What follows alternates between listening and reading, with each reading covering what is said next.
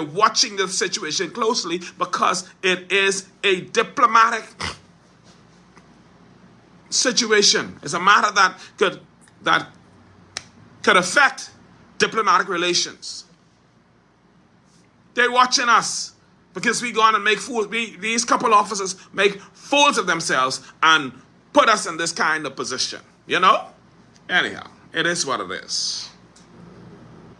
And we had this case went to trial this week.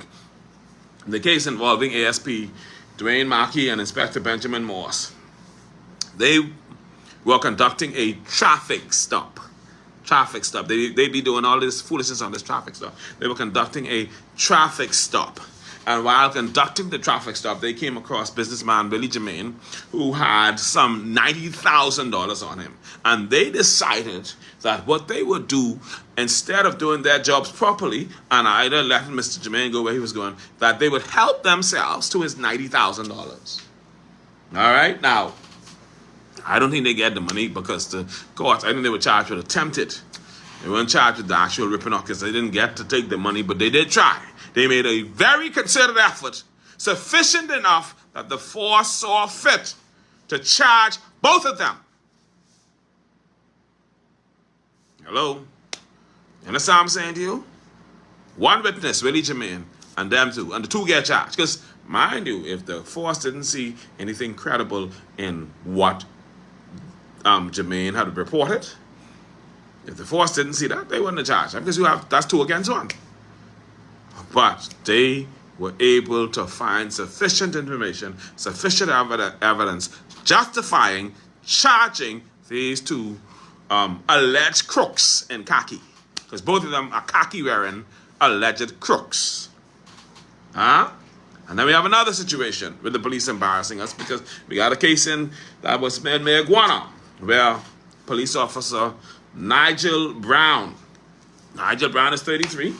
He was arraigned and remanded for the rape of a 16-year-old girl at his residence in Meguana.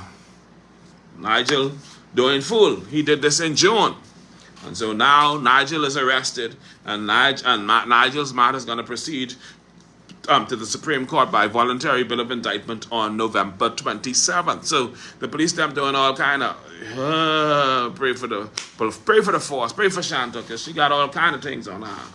All kind of trouble on hand. And then law enforcement just ain't helping us. Because we got another case where Justice Dale Fitzpatrick ordered the release of Jamaican Javon Green.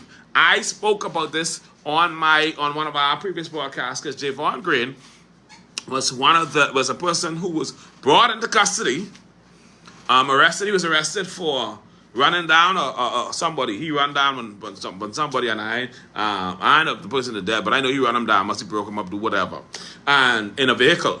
Okay, so he ran them down in a vehicle, and he was arrested and he was sentenced to 8 years in prison. He walked into prison, but when he came back out of prison, he came out in a wheelchair.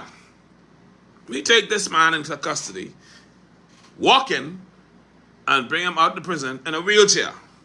The Jamaican government has a problem with it, and the man's lawyer has a problem with it. So they're trying to figure out what the hell happened. Okay? The Jamaican government is not facilitating the Bahamas government with accommodating the deportation of Mr.